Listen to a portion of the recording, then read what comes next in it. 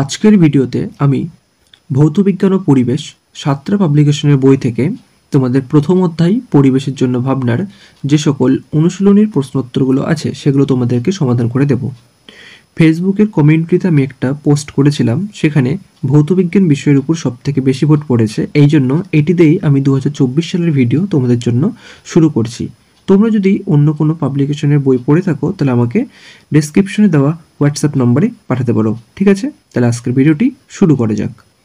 1 নম্বর কি বলছে দেখো, বহু বিকল্প ভিত্তিক প্রশ্নগুলি এমসিকিউ তোমাদের যেগুলো দিয়েছে খুব একটা চেঞ্জ করেনি, আগের বইগুলো থেকে কিছু একটা চেঞ্জ করেছে। দেখো 1 নম্বর প্রশ্ন দিয়েছে কি, নিচের কোন গ্যাসটি ভূপৃষ্ঠ থেকে বিকিরিত দীর্ঘ তরঙ্গ দৈর্ঘ্য বিশিষ্ট অবলোহিত রশ্মি শোষণ করে? 4টে অপশন দিয়েছে। এবার তোমরা কি করবে দেখো, তোমরা পরীক্ষায় বা মাধ্যমিকের খাতায় কি অপশন সমেত পুরো প্রশ্নটাকে টুকে লিখতে হবে, এই জন্য আমি সেই হিসেবে করে দিয়েছি। তোমরা এখানে সঠিক উত্তর কি করেছি দেখো, অপশন সি CH4 অর্থাৎ মিথেন গ্যাসটি ভূপৃষ্ঠ থেকে বিকিরিত দীর্ঘ তরঙ্গদৈর্ঘ্য বিশিষ্ট অবলোহিত রশ্মি শোষণ করে, ঠিক আছে? 2 নম্বর প্রশ্ন, নিচের কোন গ্রিনহাউস গ্যাস নয়? নিচের কোনটি গ্রিনহাউস গ্যাস নয়? ঠিক আছে, 4টে অপশন, মিথেন, জলীয় বাষ্প, কার্বন ডাইঅক্সাইড, অক্সিজেন। সঠিক উত্তর হচ্ছে অপশন ডি। লিখবে কি অক্সিজেন, তারপর লিখবে কি গ্রিনহাউস গ্যাস নয়, ঠিক আছে? এইভাবে করেই লিখবে, আমি যেভাবে করে তোমাদের উত্তরগুলো লিখে দিয়েছি তোমরা খাতার মধ্যে এইভাবে করেই লিখবে, এটা হচ্ছে নিয়ম। কোন গ্যাসটি ওজোন স্তরে ওজোন ক্ষয়ে সহায়তা করে? Option A CO2, option B AR, option C CFC এবং অপশান ডি HE, ঠিক আছে? সঠিক উত্তর হবে অপশান সি CFC অর্থাৎ ক্লোরোফ্লুরোকার্বন গ্যাসটি ওজোন স্তরে ওজোন ক্ষয়ে সহায়তা করে।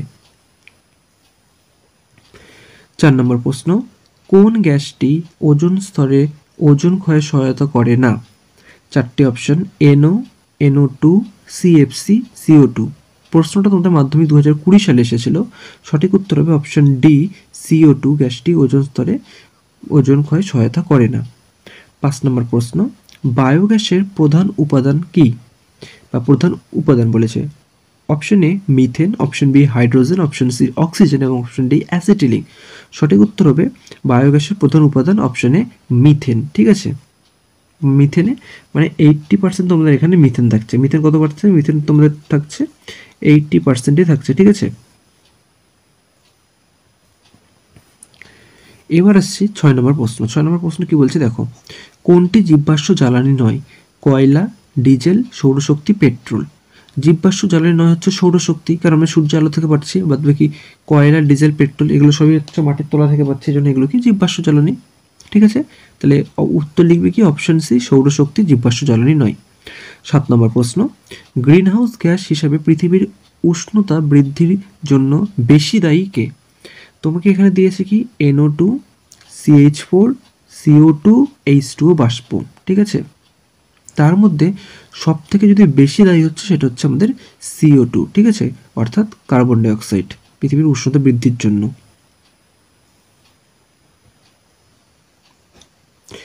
2 নম্বর, অতি সংক্ষিপ্ত উত্তরভিত্তিক প্রশ্নগুলি, ঠিক আছে? প্রথমে আছে কি শূন্যস্থান পূরণ করো। শূন্যস্থান পূরণ করার প্রথম প্রশ্ন, বায়ুর ড্যাশ স্তরে মধ্য দিয়ে জেট প্লেন চলাচল করে? উত্তর হবে কি স্ট্র্যাটোস্ফিয়ার, ঠিক আছে? 2 নম্বর, বায়ুমণ্ডলের কোন স্তরে ঘনত্ব বেশি? উত্তর হবে ট্রোপোস্ফিয়ার, কারণ এই স্তরে বায়ুমণ্ডলের বিভিন্ন উপাদান অবস্থান করে, ঠিক আছে? 3 নম্বর প্রশ্ন, ওজোন স্তর সূর্য থেকে আগত ড্যাশ রশ্মির ভূপৃষ্ঠে আপতনকে প্রতিহত করে? কোন রশ্মির? উত্তর হবে অতিবেগুনি রশ্মির, ঠিক আছে? 4 নম্বর, মিথেন হাইড্রেটের সংকেত হলো? উত্তর হবে 4CH4, 23H2O, ঠিক আছে? 1 নম্বর প্রশ্ন কি, নিচের বিবৃতিগুলি সত্য না মিথ্যা লিখতে বলেছে। 1 নম্বর প্রশ্ন কি বলছে, ভ্যান অ্যালেন বিকিরণ বলয় দেখা যায় মেসোস্ফিয়ারে। উত্তরটি হবে মিথ্যা। কোথায় দেখা যায়? ভ্যান অ্যালেন বিকিরণ দেখা যায় ম্যাগনেটোস্ফিয়ারে, ঠিক আছে? 2 নম্বর, CFC রেফ্রিজারেটরে ব্যবহৃত করা হয়। উত্তরটা হচ্ছে সত্য। 3 নম্বর কি বলেছে, মিথেন হাইড্রেটের খনি সমুদ্রের তলদেশের পৃথিবী পৃষ্ঠের পলিস্তরের নিচে অবস্থান করে। উত্তর হবে সত্য, ঠিক আছে? তাহলে 3টে অ্যান্সারই হয়ে গেল। এবার এসে এক কথায় উত্তর দাও। প্রথম প্রশ্ন কি বলছে দেখো, স্ট্র্যাটোস্ফিয়ারে উচ্চতা বৃদ্ধির সঙ্গে সঙ্গে উষ্ণতা বাড়ে না কমে? দেখো, স্ট্র্যাটোস্ফিয়ারে তুমি যত উপরে উঠবে তত কি উষ্ণতা বাড়বে, ঠিক আছে। বায়ুর কোন স্তরে মেরুজ্যোতি দেখা যায়? উত্তর হবে বায়ুর থার্মোস্ফিয়ার। অনেক বই তোমরা দেখবে আয়নোস্ফিয়ার লেখা আছে, ঠিক আছে। তো থার্মোস্ফিয়ার বা আয়নোস্ফিয়ার দুটোই ঠিক হবে, ঠিক আছে। থার্মোস্ফিয়ারই আরেকটি নাম হচ্ছে আয়নোস্ফিয়ার, মেরুজ্যোতি দেখা যায়। এবার আসি 3 নম্বর প্রশ্ন, বায়ুর কোন স্তরকে শান্ত মণ্ডল বলা হয়? উত্তর হবে বায়ুর স্ট্র্যাটোস্ফিয়ারকে শান্ত মণ্ডল বলা হয়, ঠিক আছে। 4 নম্বর, বায়ুতে উপস্থিত একটি গ্যাসের নাম করো যেটি গ্রিন হাউস গ্যাস নয়। উত্তর কি লিখবে?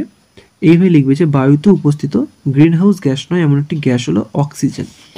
এখানে একটি লেখার ট্রিক্স আছে, কি দিয়েছে দেখো, আমি দেখতে পাচ্ছি প্রত্যেকটা উত্তরের নিচে আমি এরকম একটা ঢেউ করে মার্ক করে দিয়েছি, ঠিক আছে। এটা কেন করেছি?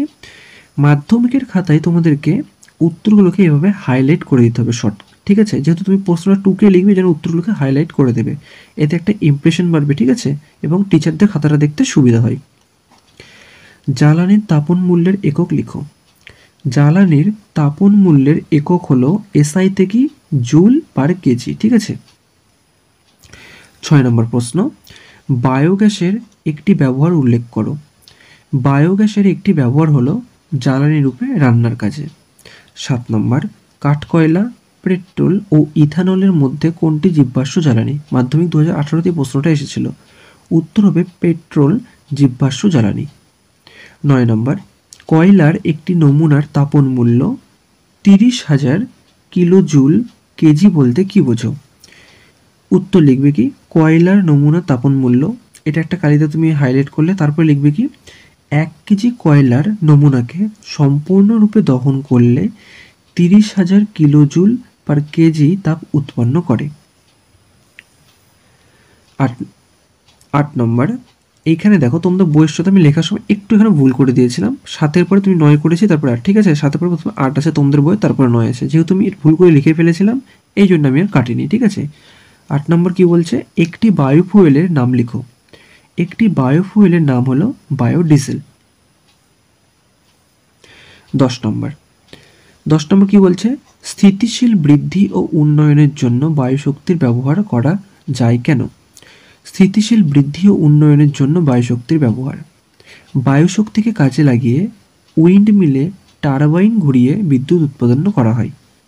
11 নম্বর কি, কোলবেট থেকে কোন জ্বালানি গ্যাস আহরণ করা হয়?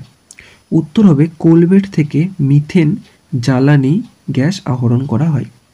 12 নম্বর প্রশ্ন, একটি শক্তি উৎসের নাম লেখো যেটি স্থিতিশীল ও বৃদ্ধি উন্নয়নের জন্য ব্যবহার করা হয়, ঠিক আছে। সৌরশক্তিকে স্থিতিশীল বৃদ্ধি ও উন্নয়নের জন্য ব্যবহার করা যায়। এবার আসি স্তম্ভ মেলাও।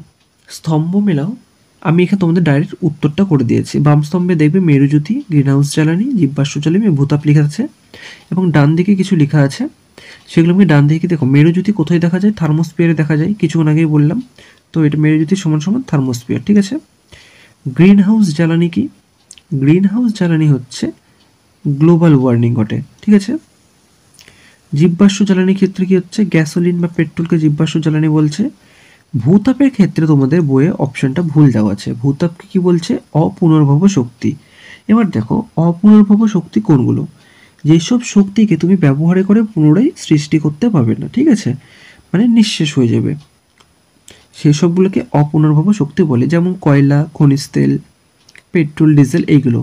আর পুনর্ভব শক্তি কোনগুলো, যেগুলো তুমি হচ্ছে কখনো নিঃশেষ হবে না, প্রকৃতিতে স্টেবল আছে, যেমন সৌরশক্তি, বায়ুশক্তি, ভূতাপ শক্তি, এগুলো হচ্ছে একটা স্টেবল, ঠিক আছে। এই জন্য এগুলোকে বলে পুনর্ভব শক্তি, মানে আবার এগুলোকে পুনর্ভব করা যায়, ঠিক আছে, পুনরায় উদ্ধার করা যায় এগুলোকে। তো এইটা একটু বই ঠিক করা ভুল করা ছিল, আমি জানি না এই বইটা কেন এটা ঠিকঠাক করেনি। এর আগেও আমি দুটো ইয়ারও দেখেছি এই প্রশ্নটা ভুল ছিল, বুঝতে পারছি না বই থেকে এটা কেন ঠিক করে দিচ্ছে না, ঠিক আছে। তো আজকের ভিডিও এই পর্যন্ত। ভিডিও যদি ভালো লাগে চ্যানেলে সাবস্ক্রাইব করবে, বন্ধুদের সঙ্গে ভিডিওটি শেয়ার করবে, আর তোমাদের কোনো কমেন্ট থাকলে আমাকে অবশ্যই কমেন্ট করে জানাবে।